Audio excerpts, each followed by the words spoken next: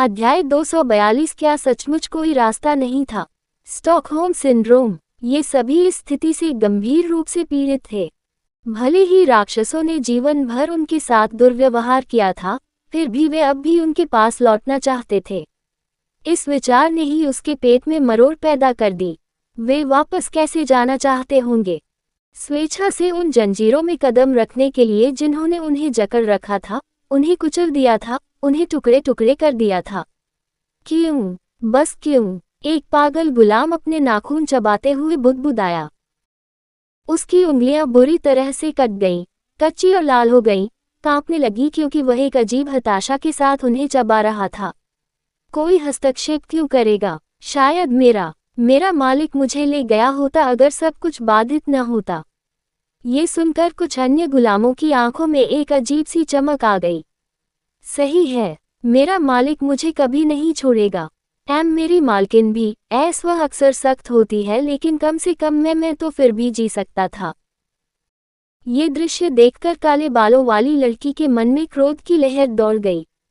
एक गर्म, स्पंदनशील लहर उसकी आन से उसके गले तक तब तक उठती रही जब तक कि उसकी छाती तंग महसूस नहीं होने लगी। वे ऐसा कैसे सोच सकते हैं?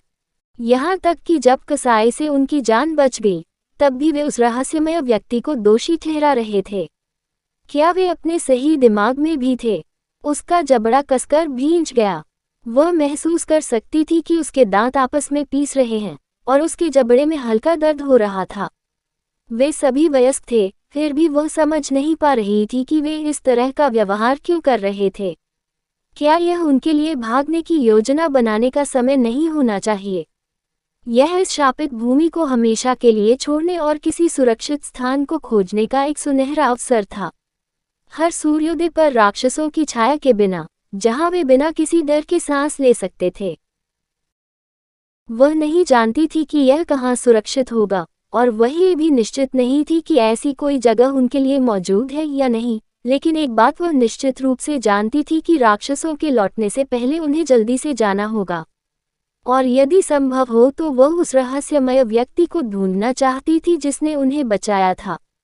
उसका मानना था कि यदि वे उसके साथ समूहबद्ध हो जाएं, तो वे वास्तव में राक्षसों से सुरक्षित रह सकते हैं। लेकिन बाकी लोग सीधे तौर पर सोच भी नहीं रहे थे। उनकी आंखें चमक उठी, मानो वे किसी दूर की चीज को देख रहे हों, जिसे केवल वे ही देख सकें। वह दांत पीसकर बोली, बहस करना और उद्धारकर्ता को दोष देना बंद करो। यदि वह व्यक्ति नहीं होता, तो हम सभी का सिर काट दिया गया होता। राक्षसों के लौटने से पहले हमें जल्दी से यहाँ से निकलने की जरूरत है। बहस कर रहे गुलाम रुके और युवा लड़की की ओर देखा। भागना, मैं हिम्मत नहीं करूँगा। नहीं, ठीक है, हम जा नहीं सकते। हम जाएंगे भी कहाँ? मानवता ने वैसे भी हमें छोड़ दिया है। हम भी अपने मालिक के पास वापस जा सकते हैं। आप सही कह रहे हैं। मैं भी वापस जाऊंगा। कई अन्य लोगों ने सहमति व्यक्त की और लड़की की अभिव्यक्ति अविश्वास में बदल गई। यह ऐसा था जैसे डूबते हुए लोगों को किनारे तक खींचने के लिए हाथ बढ़ाने से इनकार करते हुए देखना, इसके बजाय नीचे के अंधेरे को चुनना। वह समझ नहीं पा रही थी कि भागने का मौका मिलने के बाद भी वे अपने क्रूर जीवन में क्यों लौटना चाहेंगे। नहीं, उसे उन्हें रोकना था। आप सब क्या कह रहे हैं? आप वापस जाने की कोशिश क्यों कर रहे हैं? अब चलें। वह एक बुजुर्ग महिला के पास भागी और उसे जाने से रोकने के लिए उसे पीछे खींचने की कोशिश की। मुझे जाने दो, महिला उन्मादी ढंग से चिल्लाए और लड़की को बलपूर्वक दूर धकेल दिया। टकरा जाना। जमीन उसकी ओर दौड़ पड़ी और वह जोर से जमीन पर गिरी। बजरी उसके घुटनों और हथेलियों में चुभ गई। बल के कारण लड़की को पीछे फेंक दिया गया। वह गिर गई और उसके घुटनों में खरोंच आ गई। आउच! जब उसने अपने घुटनों की ओर देखा तो वह दर्द से कराह उठी, जिन पर अब सड़क की उबड़-खाबड़ बनावट के कारण खरोंच आ गई थी और खून बह रहा था। खून बहुत बढ़ गया, गंदगी के विपरीत उसके पैरों से बहकर चुभने लगा। गुलामों ने पीछे मुड़कर देखने की भी जहमत नहीं उठाए और अपने स्थान, अपने राक्षसी मालिकों के पास भागने लगे।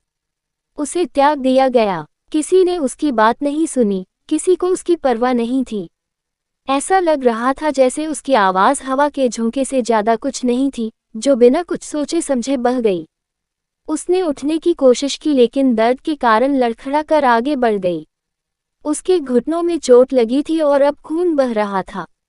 उसने अपना साहस जुटाया और पास के लकड़ी के टोकरे के सहारे खुद को सहारा देने की कोशिश की।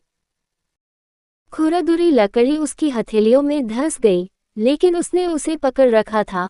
महसूस कर रही थी कि टुकड़े उसकी त्वचा में चुभ रहे हैं, जैसे कि दर्द उसे इस दुष्वप्न में फंसा सकता है। कुछ दास अभी भी बचे थे, जो दूसरों के विपरीत झिझकते थे। उसने अपनी आंखें बंद कर ली और अपने मन को शांत किया। खामोशी में उसने खुद को सांस लेने के लिए मजबूर किया। हर सांस उथली और तेज, उसकी छाती हर अनकही बात के बोझ से कसी हुई थी।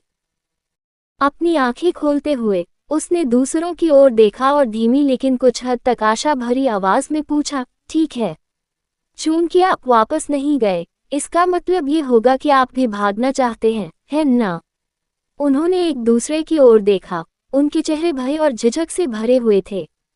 एक महिला ने अपनी बाहें अपने चारों ओर कस लीं।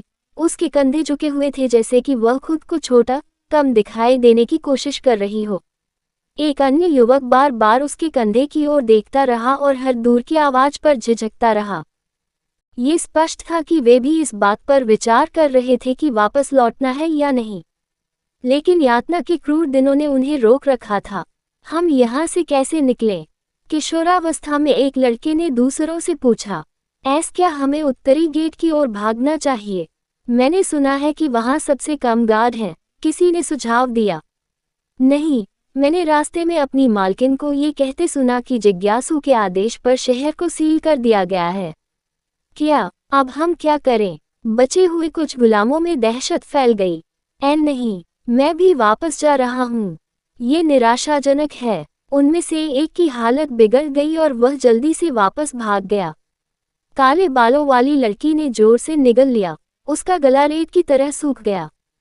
हफ्फ, उसने दर्द को शांत करने की कोशिश करते हुए अपनी जांघ को रगड़ा। उसे कुछ हद तक इसकी उम्मीद थी। वह उन्हें जाने से रोकने के लिए बहुत थकी हुई महसूस कर रही थी। वह जानती थी कि वह ज़्यादा कुछ नहीं कर सकती थी। उसके मन में एक कड़वी हंसी गूंज उठी। यहाँ उन्हें आज़ादी का मौका दिया गया था और वे इसे लेने से बहुत डरते थे। क्या राक्षसों ने उन्हें ऐसा बना दिया था? कहानी खत्म। अलविदा।